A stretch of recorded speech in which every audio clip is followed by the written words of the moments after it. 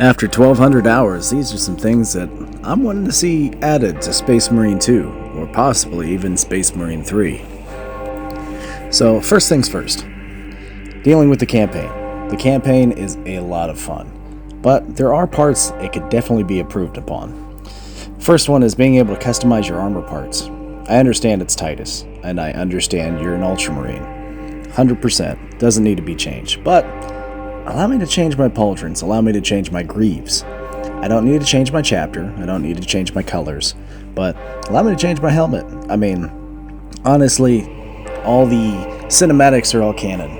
As far as the way a player individually plays through the game, that's not going to hurt anything. Also, perk trees.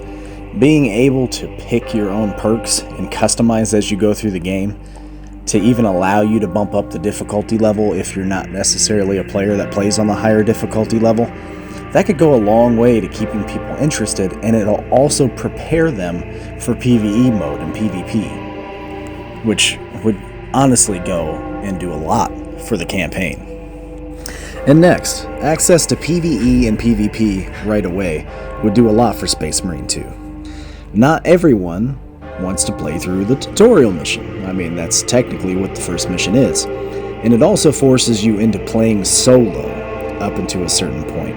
Well, when you tell your buddy about the game, you hop him on, he starts playing, and then you're like, but you've got probably about 40 minutes before we can play together. That deters some people, and it doesn't really need to be there.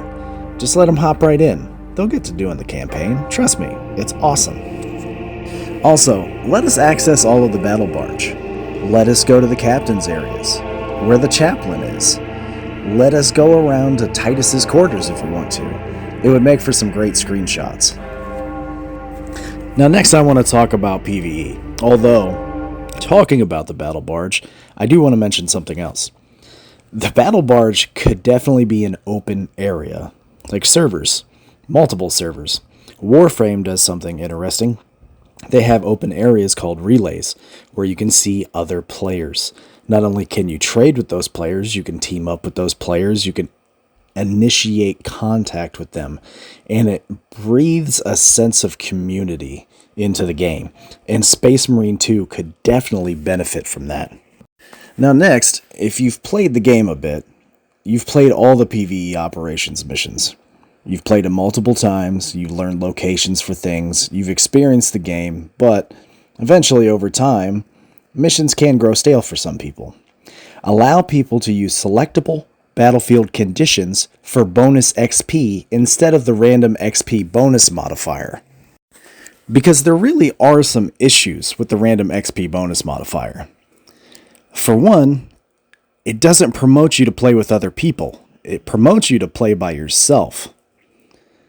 For two, people are getting stuck in loading screens because people are backing out of the end mission log screen so quick, and as the host, they're forcing the other people to wait on the countdown to get out instead of being able to click A to quickly get through it.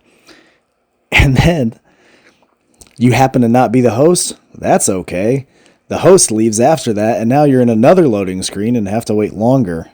Telling me about frustration.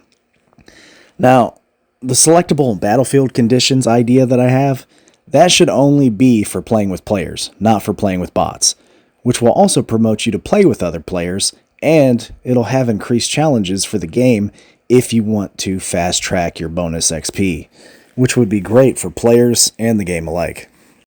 Now, when referring to daily stratagems in Siege mode, they should just be referred to as substantial and absolute difficulty, not normal and hard. Because, honestly, that's the difficulty levels. It's substantial and it's absolute. It's relatively easy in the game to figure that out. Once you do one, and then you go into operations mode, it'll show what the difficulty level is. It'll show substantial after you've done the normal, and it'll show absolute after you've done the hard ones. So please, for the lack of confusion towards players, just label it that way. Now next I want to mention about more customization options. And I'm not talking about armor. I'm not talking about colors. I'm talking about allowing me to customize certain aspects of the game, such as the Thunderhawk gunship. Allow me to load in on my Death Spectre ship. come in, go out in my Death Spectre armor, and just rock it. The immersion level would go through the roof.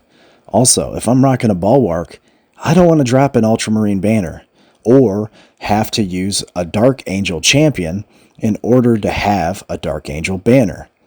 Allow me to have a banner that matches whatever chapter I'm rocking. Or if I don't want to use a chapter banner at all, allow me the option to pick a custom one that is just blank of my color choice. Also, as I'm playing through PvE operations missions, I understand that they are the tail end of missions that happen through the campaign. But we are brothers, or we are cousins, we are different chapters. You're allowing us to do that. So as we're going through the game, help with the immersion, and don't allow all the NPCs to refer to us as Ultramarines all the time. Cut some of that lingo and just refer to us as Angels, or just refer to us as Space Marines. We're okay with that. Now, the last idea I have for customization might be slightly controversial, but allow people to play Heretic Astartes in PvE operations mode. Allow them to customize them and be themselves. Because honestly, why not? What, it's not canon? It's not true to the story? The people who want to play those don't care. They just want to look the way they want to look, and they shouldn't be forced to play PvP against other players just in order to rock their Heretic Astartes. I hate to say it, even though they're Heretic Astartes, they're Space Marines too. Just think about that. Now, the last idea I have for PvE would be for a new class. Now, there are no female characters in Space Marine 2, no playable characters. And it turns away some of my female friends from playing the game. So the idea for the new class is not a female Space Marine. It's for a Sister of Silence.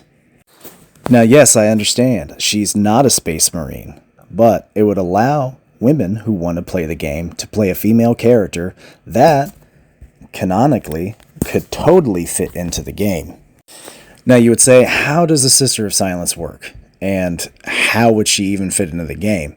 Because she's not a Space Marine. She's not a superhuman. She's just a human in power armor who has supreme faith. Well, that's easy. Don't give her a class ability. The Sister of Silence in the game would have no class ability. And you're thinking, well, then she's useless. No, not at all. It's quite the opposite. Because Sisters of Silence wouldn't be affected by psychic attacks. Neurothropes wouldn't be able to hit them with their blast. Sorcerers wouldn't be able to confuse them and show them things that aren't there or hit them with long-range psychic attacks, including Imra. The only one that would potentially be able to injure them with psychic attacks would probably be the Greater Demon at the end of the game, and that would be about it. It would be a great option for female players to be able to use in order to truly immerse themselves into the game and enjoy it. And that's all the ideas for this video. Please feel free to comment, discuss, or even like and share. Thank you.